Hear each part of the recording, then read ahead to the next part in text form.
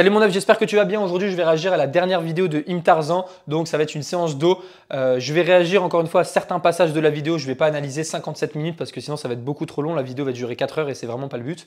Donc, encore une fois, ça reste un avis personnel, libre à toi de le prendre en compte. Donc, on est parti directement pour le début de la vidéo.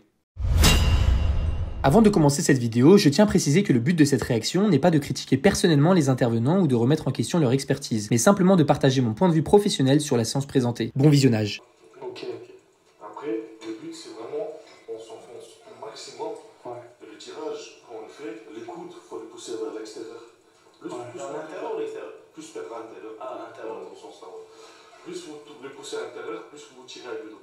Ok. Parce que les plupart, ils font ça, là, tu vois, ça pousse pour l'arrière. Carrément, carrément. En gros, il y a une différence entre vouloir tirer ses coudes au niveau des hanches et tirer ses coudes vers l'arrière. Ça va tout simplement être des groupes musculaires qui vont être sollicités de manière différente. Donc là, quand tu vas tirer tes coudes au niveau des hanches, ça va plutôt être ton grand dorsal qui va être responsable de cette action, de cette adduction de ton humérus. Alors que si tu amènes tes coudes bien l'envers l'arrière, tout en resserrant tes omoplates, ça va être surtout les muscles du haut du dos, donc les trapèzes. Donc là, en l'occurrence, sur cet exercice-là, le tirage vertical qu'ils vont réaliser, ça va être plutôt un exercice axé grand dorsal. On va commencer à faire le vrai exercice, c'est-à-dire on va commencer à mettre de la charge.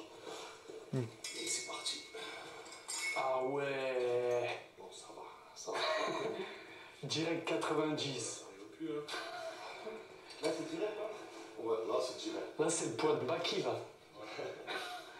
Là, il soulève des middleweight. Ok. Là, on peut voir directement sur le mouvement, je vais mettre pause justement quand il est en bas du mouvement. On peut voir que il n'amène pas vraiment ses coudes au niveau des hanches. Ok, peut-être que c'est l'angle de la vidéo, mais on peut voir qu'il amène clairement ses coudes légèrement. En fait, c'est ni trop vers l'arrière, ni trop vers ses hanches, donc c'est entre les deux. Donc vous allez voir qu'il va avoir quand même une adduction au niveau des scapulas, donc il va forcément engager ses trapèzes, mais ses grands dorsaux seront aussi sollicités parce qu'il fait quand même cette adduction de l'humérus. Donc c'est vraiment entre les deux. Mais sinon, l'exécution n'est pas mauvaise, hein. Tu peux très bien réaliser l'exercice comme ça. Et là, du coup, il commence à réaliser sa première série de travail. Avant, ils ont fait des séries d'échauffement, donc histoire de, encore une fois, comme son nom l'indique, de s'échauffer. Ok, tu fais des séries légères une fois que tu as atteint ta série de travail. Donc on est parti pour le reste de la vidéo. Ces gars, ça va être différemment. Ah ouais. Alors, en fait, on continue sur le tirage vertical. En fait, normalement, on fait l'avant. Et normalement, on peut aussi faire le même derrière la tête. Mais sachant que génétiquement, certaines personnes n'arrivent pas à tourner le bras maximum arrière la tête, au tirage. En fait, on bosse avec une poignée. En fait, c'est beaucoup mieux. C'est beaucoup plus simple et c'est beaucoup plus concentré, tu vois. Du coup, pour le mouvement. Regardez bien les gars. Là, toi, tu gardes les coudes aussi à l'intérieur? Là, en fait, c'est différent. En fait, le coup, tu gardes à l'intérieur, mais l'avant-bras, tu le tournes plus un peu à l'extérieur. En fait, tu as à peu près, on va dire, un peu derrière la tête. J'ai capté. C'est comme tu faisais, tu vois. C'est comme un peu les tractions derrière la tête. Exactement. Ouais, ok. C'est un peu ça. Attention, regarde, on va voir. Regarde. Ah, on l'amène. Bloc. Ok. Donc là, typiquement, c'est là l'angle que vous voyez sur cette partie de la vidéo. Ça reste quand même à peu près le même type de tirage qui était réalisé sur le premier exercice. Donc au premier exercice, c'était un tirage vertical sans forcément en vouloir amener ses avant-bras vers l'arrière. Là, le problème avec ça, il a fait une très bonne chose, c'est-à-dire qu'il n'a pas pris directement une barre faire du tirage nuque. Il n'y aura pas forcément de bénéfice à vouloir réaliser cet exercice, contrairement à l'autre. En fait, dites-vous que ça va être encore un tirage dans le plan frontal. Ok, donc encore une fois, ça va être à peu près les mêmes angles de travail, les mêmes muscles qui vont être sollicités. Il n'y a pas vraiment d'intérêt à vouloir réaliser 2 fois le même exercice, surtout que sur celui-là, tout dépend encore une fois de la mobilité de la personne, comme il l'a bien dit, mais il peut être traumatisant sur l'épaule, même au niveau du coude, le fait de vouloir faire une rotation externe trop importante comme ça sur le côté. C'est pas forcément un exercice que j'intégrerai dans des programmations, à part si la personne aime ça, parce que si elle réalise déjà un tirage vertical déjà dans le plan frontal, alors il n'y a pas forcément d'intérêt à vouloir réaliser à peu près le même exercice juste après. Là, les gars, on fait un tirage normal. En fait, pareil, on va le bosser sur 2 angles d'angle. En fait, la première angle, c'est cette prise-là. Ok. Le deuxième, on change juste de côté. On reste sur ça. Et ça change quoi du coup? En fait, c'est des appuis dans le dos qui sont différents. Ah ouais, ça change. Ouais. Et après, ça, c'est vraiment des exercices. On va pas commencer à rentrer dans le détail maintenant. On va bosser sur un seul tirage. Mais on va dire à un moment donné que tu as développé le dos assez bien. Ça, c'est des petits détails que tu es obligé d'appliquer pour. Voilà. Sachant que tu as un gros dos, tu as des petits points améliorés. Tu es obligé de rentrer dans les détails comme ça, quoi. Ok. Est-ce qu'il y a vraiment un réel intérêt à vouloir prendre une prise soit supination, soit pronation? En fait, pour focaliser le travail sur le dos, sur les différentes parties du dos, ce qui va vraiment changer, c'est l'écartement de ses coudes. Donc, soit en ayant les coudes proches du corps ou en ayant les coudes éloignés du corps. Là, que tu sois en supination ou en pronation, si tes coudes restent proches du corps, alors encore une fois, ça sera plus focus sur le grand dorsal. Donc, il n'y a pas vraiment d'intérêt à faire une seule prise en supination et une autre prise en pronation, à part si justement la première prise, par exemple, elle est réalisée en semi-supination ou en supination, avec les coudes proches du corps, ce qui va t'aider justement en étant en supination à avoir les coudes proches du corps. Alors que si tu fais une prise pronation, là, en l'occurrence, tu pourras plus facilement faire ton exercice toujours en focus haut du dos, donc avec les coudes éloignés du corps. Donc, il n'y a pas, encore une fois, un superbe intérêt à vouloir réaliser l'exercice soit en supination, soit en pronation, si l'angle de tes coudes ne change pas du tout. Je reste à peu près 90 degrés, tu vois. Et là, ils font trop ça. Tu vois, ils font trop en arrière. Le but, c'est vraiment rester là, tu vois.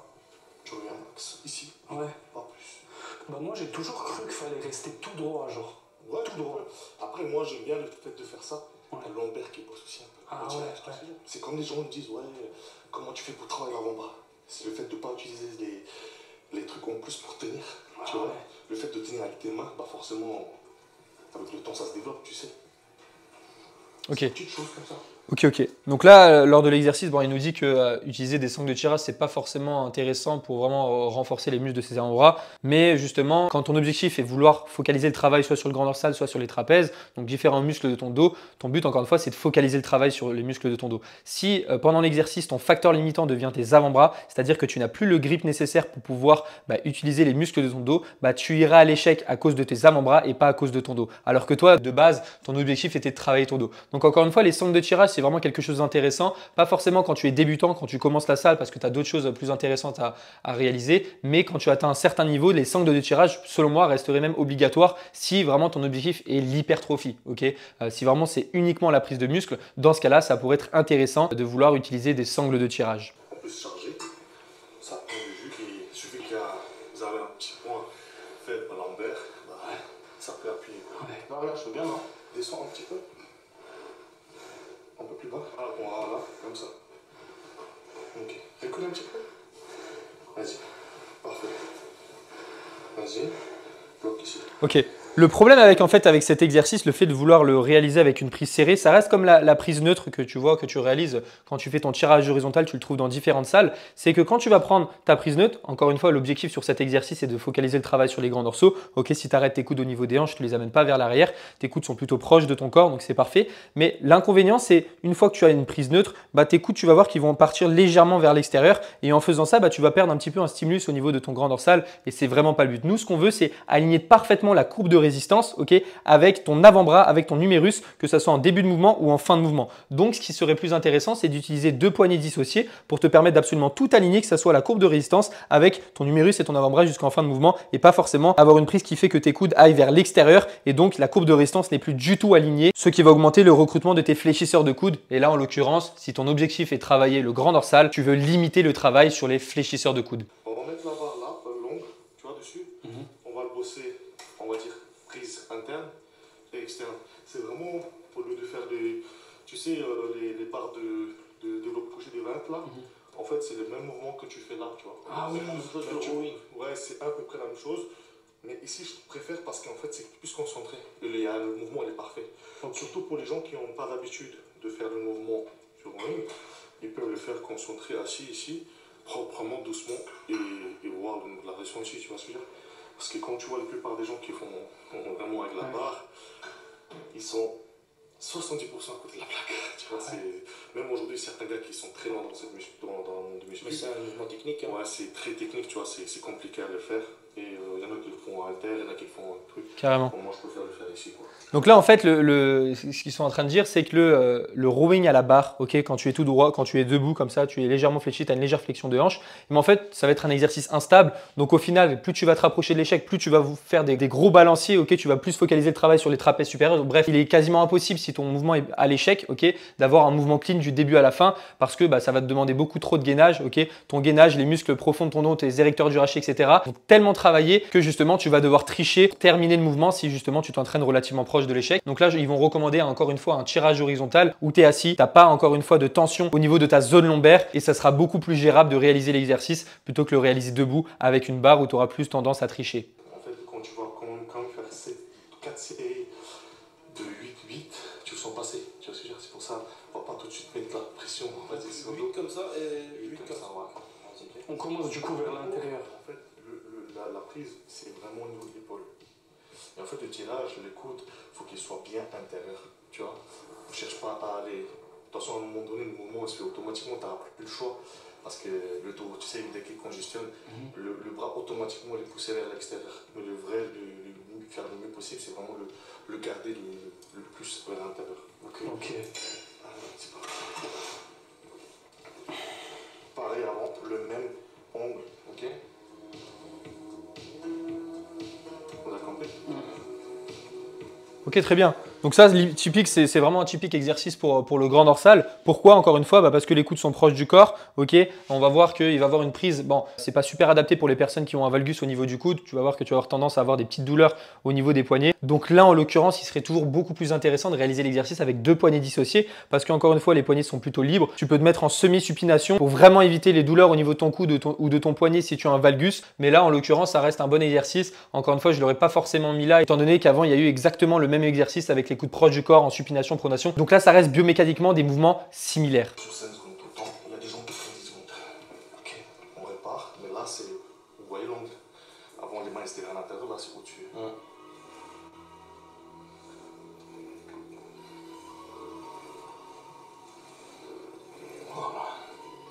Bon, là, l'angle n'est plus en supination, mais en pronation. Donc, en fait, c'est encore une fois le même type d'exercice parce que les coudes restent relativement proches du corps. Là, ce qui aurait été intéressant, c'est vouloir focus le travail un peu plus sur les trapèzes. Et nous, ce qu'on veut, encore une fois, comme je l'ai dit tout à l'heure, c'est d'éloigner les coudes de son buste, ok, d'éloigner les coudes de son corps pour vraiment permettre une bonne rétraction scapulaire. Donc, c'est ta capacité à resserrer ses omoplates en amenant bien loin ses coudes vers l'arrière. Donc là, je ne pense pas que ça soit le but, typiquement, sinon il aurait fait ça. Mais encore une fois, que tu sois en supination ou en pronation, ça va strictement rien changer. C'est vraiment l'angle de tes coudes qui va faire en sorte de vouloir focaliser soit le grand dorsal, soit les muscles du haut du dos. Plus de ça, sur ce genre de mouvement, moi, ce que je recommanderais toujours, c'est d'avoir, par exemple, un chest supported parce qu'on va toujours avoir tendance à amener son buste vers l'avant. La charge va nous emporter vers l'avant quand on aura des charges suffisamment lourdes. Et malheureusement, ça va causer un manque de stabilité pendant l'exercice. Et on sait, si ton objectif est uniquement la prise de muscle, que tu veux prioriser à 100%, c'est la stabilité. Ok.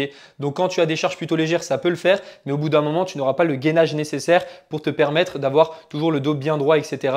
et vraiment tirer de manière propre sans forcément dégrader ta technique. En penchant ton buste vers l'avant et vers l'arrière, là malheureusement, il n'y aura plus trop de sens à réaliser le mouvement de la sorte. Oh, j'étais un mec, on va dire à 18 ans, j'avais 74, 16 kilos. Ok, donc ça va. J'étais athlétique. T'étais sec quoi. Ouais, j'étais athlétique, j'étais jamais gros, j'ai jamais pris du poids trop.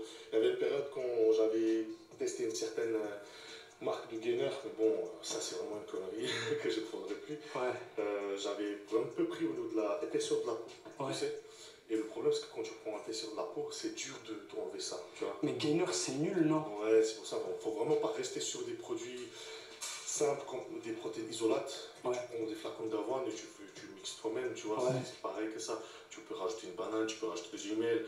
Ça devient vraiment un bon shaker, tu vois. C'est pas la peine de rentrer dans les trucs de gainer ou je sais pas quoi.